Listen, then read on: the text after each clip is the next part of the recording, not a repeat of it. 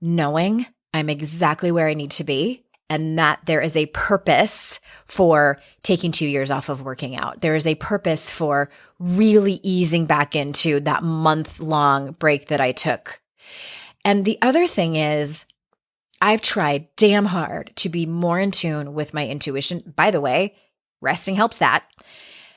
Being more in tune with my intuition so I know that my breaks are necessary for my well-being and are in service of my bigger self, or if I'm taking a break because I'm scared.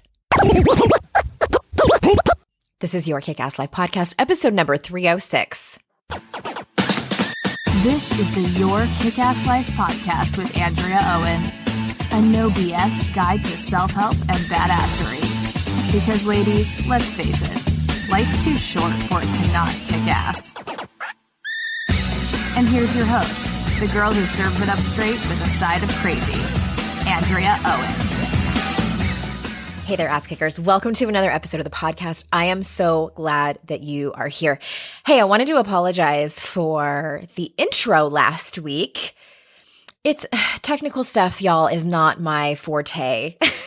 My computer did a big update and the settings defaulted different. And my podcast producer, Darlene, was like, hey, did you change something? It sounds a little bit different. And I was like, shit. I didn't change anything, but I had a feeling of what had happened. Anyway, I had already recorded this episode and I asked her, does it sound really bad? Should I re-record? And she's like, yeah, you should probably re-record. So I'm back. This is actually the second time I'm recording this, but I always believe that there's a reason for this and that I'm going to just make this one better than the one that I had recorded before. So sorry about that crappy audio last week. I think I have fixed the problem. I hope I have fixed the problem. And what I wanted to do before I jump into the episode, it's a solo one today. I'm all by myself. And I'm going to talk to you about taking a break, which some of you are probably like, you can take a break from singing. That should be your first break. And it won't hurt my feelings. But I'm going to be talking to you about taking a break because I know so many of you are go getters. So I'm going to talk about that in a minute. But first, I want to tell you again, I have told you before, Amy Smith and I over at the Joy Junkie are starting a new podcast. We're super excited. It is going to be for entertainment purposes only.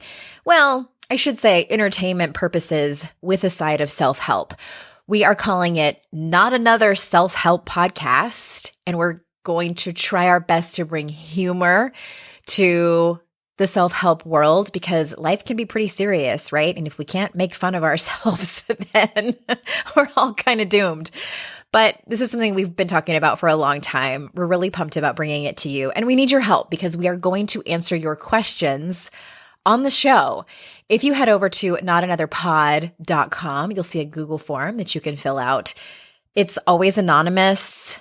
We do ask you to leave your name just because we're nosy, and ask us your self-help questions. We're happy to answer them. And in all seriousness, we are going to answer them and give you the best advice that we can. It's not a complete comedy show that's all in satire or anything like that. We are going to answer your questions. And thank you to the people who have already provided questions. We need a few more. We are going to start recording the first season within the next month or so, and we are scheduled to drop the first week of January. So we're super pumped. Look out for that, notanotherpod.com. And I actually have one more thing I want to talk to you about before I jump into talking to you about taking a break. I wanted to share with you a text conversation I had with a friend of mine from my community, another mom friend.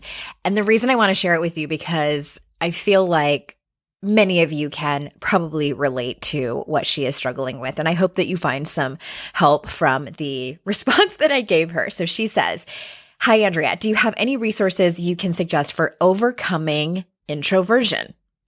I've struggled all my life with this as it relates to talking to people. I am the one who doesn't answer phone calls and waits for the voicemail. I also hate to make phone calls or initiate discussion. I can't stand social events, and I hate bars and parties. I mean, do I need a shrink? Or are there books, groups, etc. that might help?" And I responded and I wanted to answer her question about, books and groups and things. And I said, the only thing I can think of is this book that comes highly recommended by some of my colleagues, although I haven't read it myself. And that book, we're going to link to it in the show notes, is called Quiet: The Power of Introverts in a World That Can't Stop Talking. Susan Cain is the author of that. I saw her TED Talk and I thought it was extremely powerful. And her whole point is that pretty much this world is made for extroverts. And I love that she is the voice for introverts because we need more introverts in this world. So many great strengths that introverts have. But what I also talked to this woman about in this text exchange was the thing that jumped out at me the most is that she said, I want to overcome my introversion. And I'm like, wait a minute, stop right there. That's a personality trait. Like that is in your DNA. I don't want anyone to try to overcome something that they inherently are. That's making yourself wrong for just your personality and what you were born with. These are your superpowers. So if you are sitting over there thinking, hey, I feel the same way. I want to overcome introversion, or I want to overcome that I am so loud, that my laugh is so loud and things like that. Like, listen, if you want to overcome something, it should be things like my jealousy, my obsession with drinking too much, the way that I am passive aggressive or sarcastic instead of being vulnerable and having a hard conversation. Those are the types of things that we're here to overcome. The quote unquote, I don't even want to say bad, I'm going to say the unhealthy behaviors, all the things I wrote about and how to stop feeling like shit. Those are the things that we're trying to overcome that keep us disconnected from people, that keep us living a small life. And if you're an introvert, if you are someone who is super enthusiastic and energetic and it wears some people out, or if people think you're too shy because you're an introvert, like you are not for everyone. Your personality is your personality. And I'll tell you what, it took me, 35 or so years to realize that the way that I am enthusiastic and too much for people and maybe not enough for others, that's on them. And that's the point I wanted to make. And the thing that jumped out at me the most about that particular part of her text, like I want to overcome introversion. And I'm like, no, woman, if you're an introvert, that's you. And like, P.S., I don't really like answering the phone either. I just feel like we live in a world now where we are constantly inundated with pings and notifications and interruptions. Yeah, talking on the phone. I'm like, what? Same. Nobody needs to apologize for that. As long as you get back to people in a timely manner. I mean, that's a whole nother conversation. Social events can be overwhelming for people. That's okay. You cannot go to the party. I think the question I would want to ask you is, are you not going because you don't want to connect with people? Like, I want to know what the real reason is. Are you exhausted because you have been working your ass off all day and you have said yes to other social events, like one-on-one time, coffee with your friend, going for a bike ride with somebody else? Like, are you saying yes sometimes, but the party where everybody like just gets drunk or you don't know anybody, like you want to pass on that? Then pass on that. It's called balance. That's all that I'm saying. I also said, I think everybody needs a shrink. Because she asked me, do I need a shrink? I'm like, yes. I barely know this woman. Everybody needs a shrink. And yeah, I just told her like, but I don't think anything is wrong with you. But yes, everyone needs a shrink. By the way, then she sent me a picture of that book. She had it. And she said, LOL, I bought this book like 5 years ago and haven't cracked it open. And I replied in all caps, this is your sign. So maybe that's you. Maybe you have a particular self-help book that you haven't cracked open. And this talk is making you think of it. This is your sign. And then the conversation continues. And this is another point I want to make to you all. Because she says, sometimes I need to do things and I don't want to be uncomfortable. I have lots of things coming up and I need to stop procrastinating. And here was my response to her. I said, who says you need to be comfortable doing it? It's probably uncomfortable because you're an introvert. Maybe you'd rather be doing something else, and it might be out of your comfort zone. In other words, it might be hard. If you wait until you're comfortable to do it, it will most likely never get done. Life is a series of uncomfortable and awkward events and conversations. I think that needs to be put on a bumper sticker, right? Y'all can quote me on that. You can slap that on Instagram and tag me. Life is a series of uncomfortable and awkward events and conversations. It is. She responded and she said, but because it's uncomfortable, I don't want to do it. And then I don't do it. And then I put it off until it's overdue, or I'm stressing out, realizing I should have done it a long time ago. And here's my response. So I guess the choices are choice number 1, do it and be uncomfortable now. Or choice number 2, do it later and be uncomfortable and also be stressed and late. Don't text your life coach friend and ask her to hand it over easy. Y'all, life is a series of awkward and uncomfortable things. And I also procrastinate sometimes, but really sometimes it is as simple as reminding yourself that you have 2 choices. Sometimes it's 3 choices, but in this case, it was 2 choices. She could do it now and it be uncomfortable, or do it later and be uncomfortable as well as stressed and late and mad at yourself or other people mad at you. Stop waiting for comfort is the bottom line. I could have shortened this up to 30 seconds. Stop waiting for comfortable, because you are going to be waiting forever. And there are so many things that you're not going to get done because they're uncomfortable. I bet 100 of you listening have a conversation that needs to take place that is so uncomfortable, and you are putting it off, maybe hoping that by some miracle it will become more comfortable. Guess what? It won't. There is unless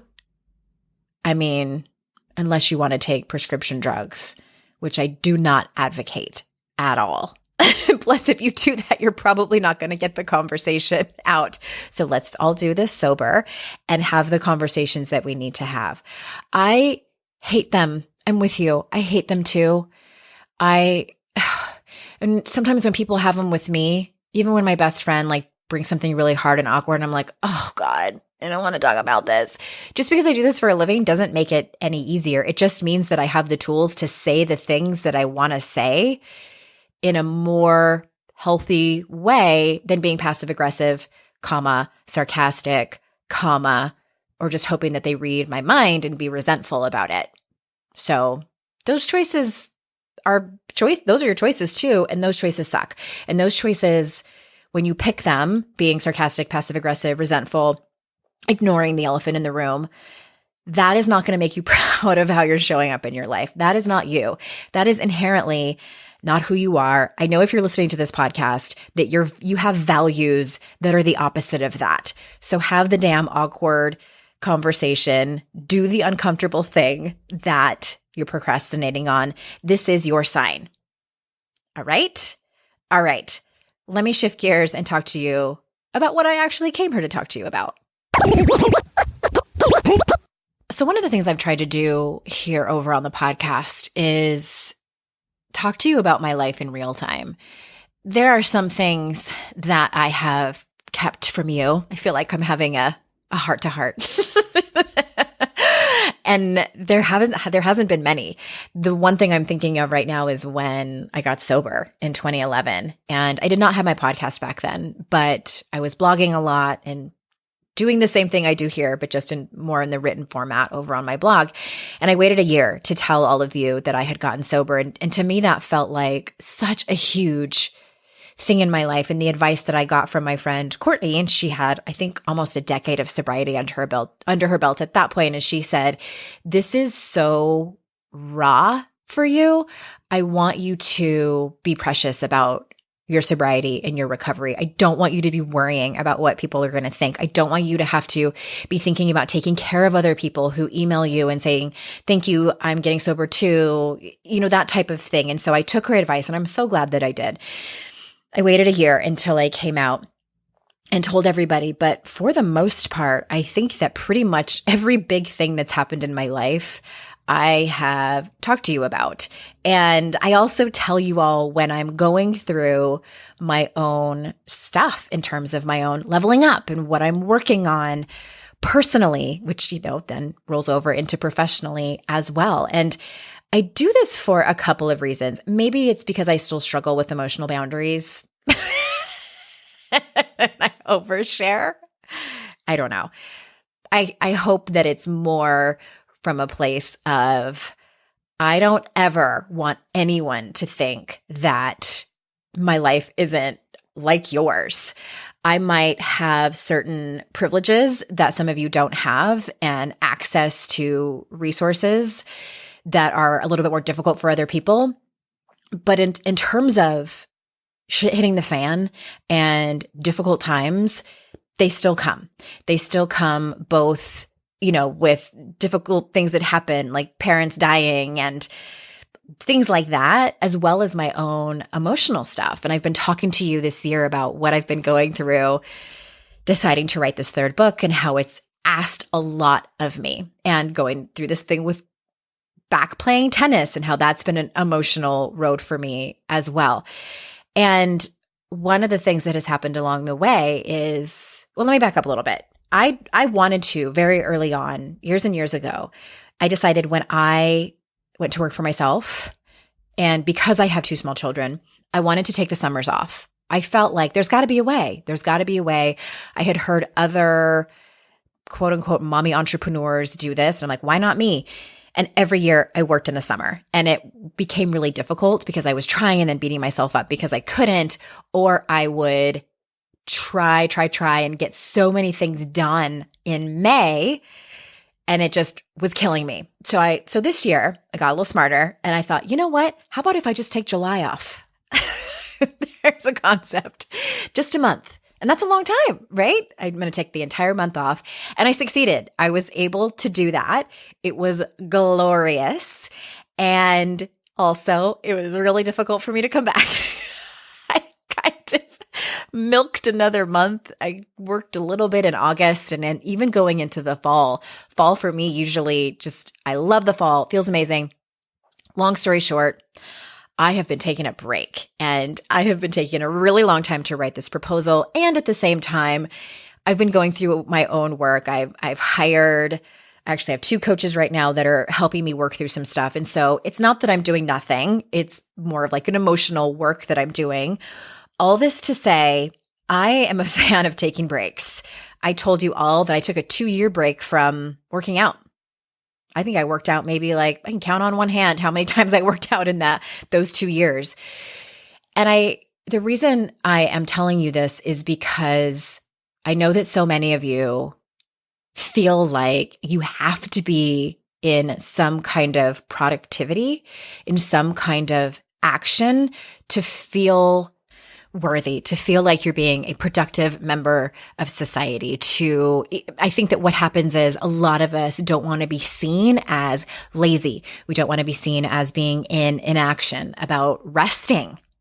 We have a problem with resting, self-care, those types of things. And I think the reason that I have gotten okay with resting and taking care of myself and making myself a priority, and I have moments where I have gone over the deep end in making sure everybody else around me is comfortable and happy and at the top. And then I start to go down lower and lower on that ladder. Still have those moments. But I think what has helped me the most in surrendering to that is knowing I'm exactly where I need to be. It's 2 things. It's that knowing I'm exactly where I need to be, and that there is a purpose for taking 2 years off of working out. There is a purpose for really easing back into that month-long break that I took. And the other thing is, I've tried damn hard to be more in tune with my intuition. By the way, resting helps that. Being more in tune with my intuition, so I know that my breaks are necessary for my well-being and are in service of my bigger self, or if I'm taking a break because I'm scared, because I'm afraid to take that next step in my life. I'm afraid to have that awkward conversation, whatever it is. I'm afraid to just live my biggest life. And that is something that is just that you need to hone, that you need to, meditation helps. Just saying, you heard it here, the queen of not loving meditation. But just being still with yourself and learning how to trust your inner wisdom, as my friend Amy Ehlers says, trust your inner wisdom and that she knows what is best for you. And she also knows which way to point you so you know you are exactly where you need to be. 10 years ago, I would have never thought taking a 2-year break from exercising is exactly where I needed to be. Taking a break and taking this long to write a book proposal when so much is on the line, I would have judged that as lazy, as you just need to get up and dust yourself off and pull yourself up and get your shit together. That was the way that my inner critic likes to talk to me. And you can do it too. I am encouraging you to hone your intuition, understand and surrender that this is exactly where you need to be. And I know that some of you might be listening to this and be in that place where, in fact, I'm going to post a link in the show notes. If you have not listened to the episode I did several months ago about writing it out, that's what that whole episode was about. Like, you might be in this place where you're like, Andrea, you have no idea how difficult it is for me right now, or how this whole fucking year has been. And I think that you might be in that place, where you want to punch me in the face when I say you're exactly where you need to be. No one is destined for a shit show of a life. Nobody.